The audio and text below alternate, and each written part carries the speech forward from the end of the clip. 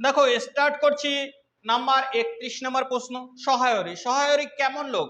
উত্তর, না সমাজের মাথা, না একজন মাতব্বর লোক, চাল নেই চুলো নেই, একেবারে এক করার মুরদ নেই, এক করার মুরদ নেই। তাহলে সহায়রী কেমন লোক? উত্তর, না সমাজের মাথা, সে সমাজের মাথা নয়, না একজন মাতব্বর লোক, মাতব্বর নয়, চাল নেই চুলো নেই, এক করার মুরদ নেই। এ হচ্ছে সহায়রী। কেষ্ট মুখার্জি শেষ কার সঙ্গে মেয়ের বিয়ে দেয়? উত্তর হচ্ছে হরির ছেলের সঙ্গে। কেষ্ট মুখার্জি শেষে কার সঙ্গে ছেলের বিয়ে দেয়? উত্তর হচ্ছে হরির মেয়ের সঙ্গে। কেষ্ট মুখার্জি শেষে কার সঙ্গে মেয়ের বিয়ে দেয়? উত্তরে হরির ছেলের সঙ্গে। এক ঘরে করবে কে? চৌধুরীরা। কারা এক ঘরে করবে? চৌধুরীরা। পচা এর জাতি হলো ক্ষত্রিয়। পচা এর জাতি হলো কি? ক্ষত্রিয়। ক্ষত্রিয় কেমন জাতি? পচা এর জাতি। 15 বছরের বাইরে বলে কমিয়ে, তাহলে 15 বছর বাইরে বলে কি? কার বয়স? উত্তর খেন্তির বয়স। খেন্তির বাবা মা কি করে? বাইরে বেরিয়ে বেরিয়ে কমিয়ে বলে। কত বলে? উত্তর হচ্ছে 13 বছর বলে। 13 বছর। কালিময় খেন্তির বয়স 13 বছর বললে শহরে বাধা দিয়ে যে মাসে তার 13 বছর হবে বলেছে? শ্রাবণ মাসে।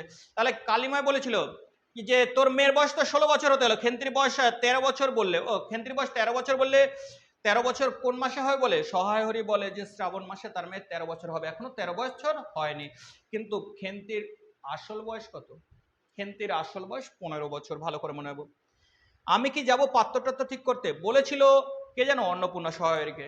তাহলে পাত্রটাত্র, কারণ খেন্তির বয়স 15 বছর হয়েছে, এখনো বিয়ে হচ্ছে না, তাই খেন্তির মা কি বলেছিল? আমি কি যাব। কালিময় ঠাকুর খেন্তির সম্বন্ধে ঠিক করে দেন যার সঙ্গে? উত্তর, শ্রীমন্ত মজুমদারের ছেলের সঙ্গে। কালিময় ঠাকুর খেন্তির সম্বন্ধ ঠিক করেছিল কার সঙ্গে? উত্তর, কালিময় ঠাকুর। তাহলে কে কে খেন্তির বিয়ে ঠিক করেছিল? কালিময় ঠাকুর। কার সম্পর্কে? উত্তরে শ্রীমন্ত মজুমদারের ছেলের সাথে, শ্রীমন্ত। সহায়রী হচ্ছে, সহায়রী খিড়কি দুয়ার লক্ষ্য করিয়া যাত্রা করিল। সহায়রী কোন দরজা থেকে যাত্রা করেছে? খিড়কি দুয়ার, মানে পেছনের দুয়ার। খিড়কি দুয়ারে লক্ষ্য করিয়া যাত্রা করিল। রটনা অনুযায়ী কালিময় ঠাকুর যে কারণে শ্রীমন্ত মজুমদারের ছেলের সঙ্গে খেন্তির বিয়ে দিতে চেয়েছিলেন তা হলো, শ্রীমন্ত মজুমদারের কাছে তার সুদ আসল অনেক টাকা বাকি ছিল। শ্রীমন্ত মজুমদারের কাছে তার কি? সুদ আসল বাবদ অনেক টাকা বাকি ছিল, তাই কি করেছিল শ্রীমন্ত মজুমদার? এটা রটনা ছিল। এটা কি ছিল? রটনা অনুযায়ী কালিময় ঠাকুর যে কারণে শ্রীমন্ত মজুমদারের ছেলের সঙ্গে খেন্তির বিয়ে ঠিক করেছিল, দিয়েছিল, শ্রীমন্ত মজুমদারের কাছে তার সুদ ও আসল বাবদ অনেক টাকা বাকি ছিল। সহায়রে দাওয়া হইতে তাড়াতাড়ি কি করলো? একটা কাঁসার বাটি লইয়া যাত্রা করলো। তাহলে দাওয়া হতে কি নিল? একটা কাঁসার বাটি নিয়ে যাত্রা করলো। দাওয়া হতে একটা কাঁসার বাটি নিয়ে সহায়রে চলে গেল তাড়াতাড়ি। কি নিয়ে যাত্রা করেছিল? কাঁসার বাটি। বিয়ের আশীর্বাদ সত্ত্বেও সহায়রী খেন্তির সম্বন্ধ ভেঙে দেয় কেন? পাত্র গ্রামের কুম্ভকার বধূর আত্মীয়দের হাতে মার খাওয়ার কারণে। তাহলে সহায়রের মেয়ে খেন্তির বিয়ে ঠিক হয়েছিল কার সঙ্গে জানো? তার বিয়ে ভেঙে দিয়েছিল কেন? বিয়ের আশীর্বাদ সত্ত্বেও সহায়রের খেন্তির সম্বন্ধ ভেঙে দেয় কেন? পাত্র গ্রামের কুম্ভকার বধূর আত্মীয়দের হাতে। তাহলে গ্রামের কুম্ভকার বধূর আত্মীয়দের হাতে কি মার খাওয়ার কারণে ভেঙে দিয়েছিল। কিন্তু ভিখারি দুয়ারে একটু এদিকে ওদিকে দেখে, কিন্তু খিড়কি দুয়ারে একটু এদিক ওদিকে দেখিয়া হঠাৎ থামে গেল। খেন্তিকে দেখে। কে থেমেছিল? সহায়রী। খিড়কি দুয়ারে এদিক ওদিকে দেখেই কে থেমে গেছিল? উত্তর হচ্ছে সহায়রী। খেন্তিকে দেখে থেমে গেছিল।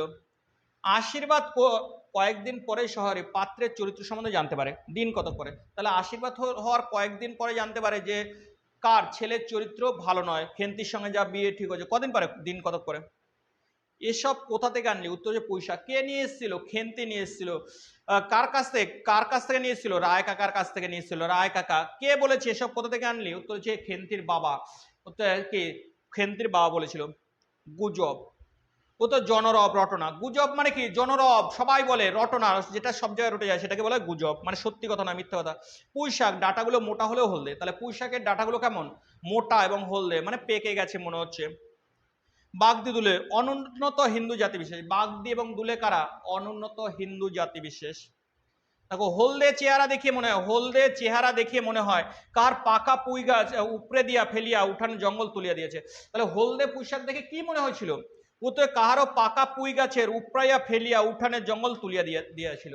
তাহলে পাকা পুঁই গাছ কি করেছিল? কাহারও পাকা পুঁই গাছ উপরাইয়া ফেলিয়া উঠোনের জঙ্গল পরিষ্কার করে দিয়েছিল। এক ঘরে নিজের সমাজ কর্তৃক বর্জিত। এক ঘরে মানে কি? নিজের সমাজ থেকে নিজেকে বর্জিত করতে হয় এক ঘরে।